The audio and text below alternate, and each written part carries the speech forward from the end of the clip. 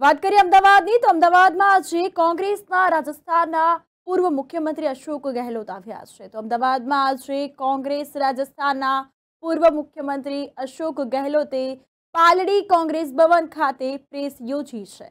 ભારતીય જનતા પાર્ટીના વચનો અને રાજસ્થાનના બાંસવાડામાં નરેન્દ્ર મોદીએ ભાષણ આપ્યું તેને લઈને આકરા પ્રહાર તેઓ દ્વારા કરવામાં આવ્યા। સાથે સાથે તેઓએ જણાવ્યું છે કે કોંગ્રેસનું મેનિફેસ્ટો તૈયાર કરાયું છે।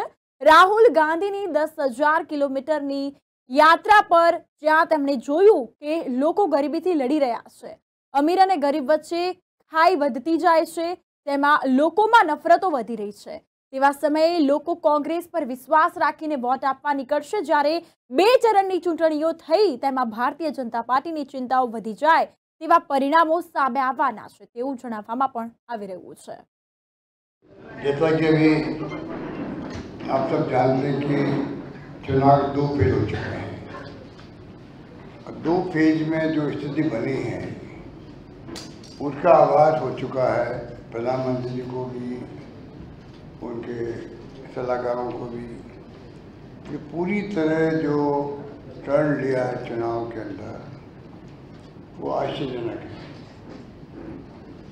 चुनाव लड़े जाते हैं, कोई दुश्मनी तो है नहीं हमारी आपस में, विचारधारा पर लड़ना चाहिए। चुनाव इशू बेच क्या है, इशू है, उस पर लड़ना चाहिए। मैनिफेस्टो में क्या वादे किए गए हैं उस पर चुनाव लड़े जाते हैं। तो आपने देखा होगा कि प्रधानमंत्री स्वयं इतने बुखला गए हैं कि वो बिल्कुल ही कहना चाहिए कि जो भाषा काम ले रहे हैं, राजस्थान के बांसवाड़ा से शुरुआत करी उन्होंने, पूरे देश में उसकी आलोचना हुई है।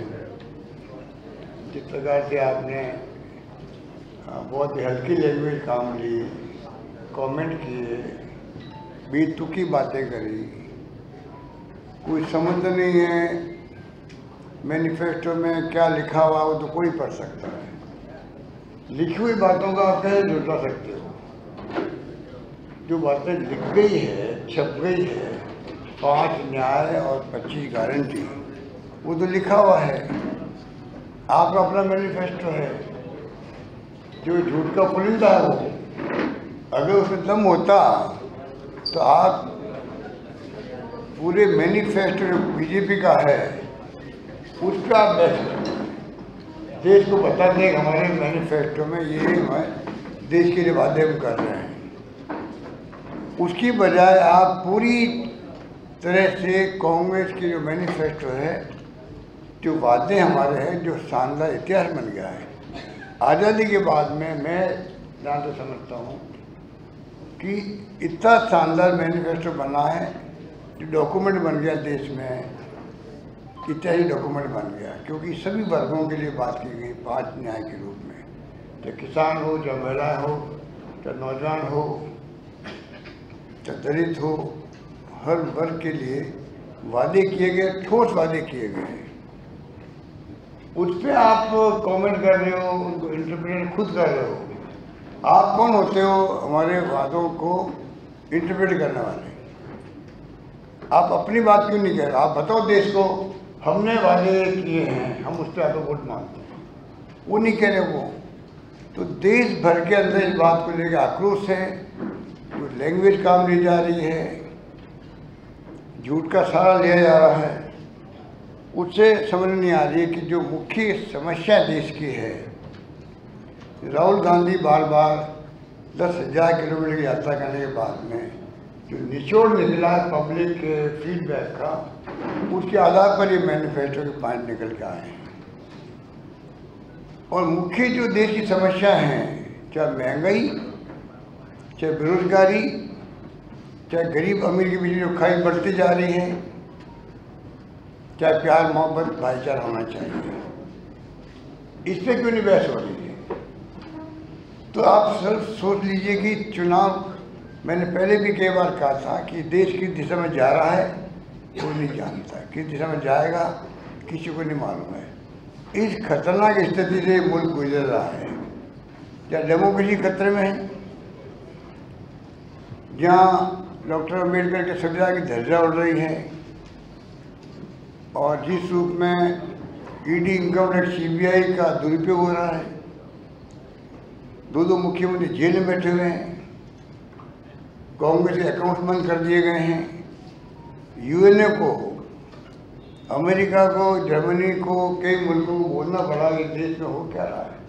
जिस देश का सम्मान हम करते हैं, दुनिया सम्मान करते हैं यहाँ की डेमोक्रेसी की, उस देश में डेमोक्रेसी का क्या होगा।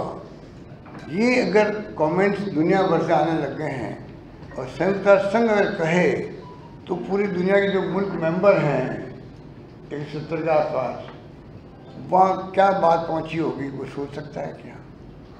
इलेक्ट्रल बॉन्ड अगर निर्मला सीतारमण जी के हस्बैंड खुद कहे ये देश का नहीं दुनिया का सबसे बड़ा घोटाला है,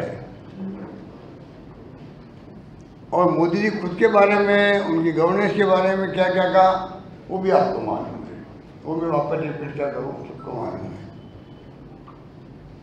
तो आप सोच सकते हैं कि इस प्रकार के हालात में देश चल रहा है और क्या लोगों को भ्रमित कर रहे हैं। सोना इकट्ठा कर लेंगे, 2 भैंसें 1 भैंस ले लेंगे, 4 एकड़ जमीन और 2 एकड़ जमीन ले लेंगे, मंगलसूत्र ले लेके उनको बांट देंगे, दूसरे लोगों को बांट देंगे। ये कोई प्रधानमंत्री की, दुनिया के किसी प्रधानमंत्री की क्या कोई लैंग्वेज हो सकती है क्या? ये लैंग्वेज देखिए राजनीति की बात नहीं है। हमें चिंता करेंगे हमारा मुल्क का प्रधानमंत्री। मैंने मोदी जी को भी कहा था यहाँ पर मानगढ़ के अंदर कि मोदी जी आप दुनिया में जाते हो,